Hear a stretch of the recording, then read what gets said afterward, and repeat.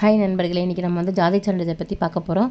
ஜாதி சான்றிதழ் அப்ளை பண்ணுறதுக்கு நமக்கு தேவையான டாக்குமெண்ட் தந்தையோடது தாயோட ஜாதி சர்டிஃபிகேட், உறவினரோட ஜாதி சர்டிஃபிகேட் தேவை. அப்ளை பண்ணும்போது நம்ம என்ன ஒரு ஆப்ஷன்ஸ் கண்டிப்பாக நோட் பண்ண வேண்டியதுன்னு பார்த்தீங்கன்னா, நமக்கு முன்னாடிலாம் அட்டை மாதிரி கொடுத்துருப்பாங்க. அதில் வந்து கேட்டிருப்பாங்க, நிரந்தரமாக நீங்கள் வந்து ஜாதி சான்றிதழ் வச்சுருக்கீங்களான்ட்டு. அந்த இடத்துல நம்ம என்ன கொடுக்கணும்னா நோ தான் கண்டிப்பாக கொடுக்கணும். ஏன்னா மணிகார் ஆர்ஐ ரிப்போர்ட் கொடுத்ததுக்கப்புறம் தான் நம்மளால் தாசில்தார் வந்து ரிப்போர்ட் கொடுப்பாரு. ஆனால் கன்ஃபார்மாக அந்த இடத்துல நீங்கள் நோ செலக்ட் பண்ணி தான் பண்ணணும். என்னென்ன ரீசனால ஜாதி சான்றிதழ் ரிஜெக்ட் ஆகுதுன்னு பார்த்தீங்கன்னா, டிசி வந்து ஒழுங்காக ஃப்ரண்ட் அண்ட் பேக் ஸ்கேன் பண்ணி வைக்கணும். ஸோ இப்போ டிசி இல்லைன்ற பட்சத்தில் மணிகார் கிட்ட லெட்டர் வாங்கணும். அப்படி இல்லைன்ற பட்சத்தில் நம்ம ஸ்கூலில் போய் ஸ்டடி சர்டிஃபிகேட், இப்போ இந்த ஸ்கூலில் சேரும்போது இந்த ஜாதின்னு சொல்லி சேர்த்துருப்பீங்க, அந்த ஸ்டடி சர்டிஃபிகேட் கண்டிப்பாக வைக்கணும்.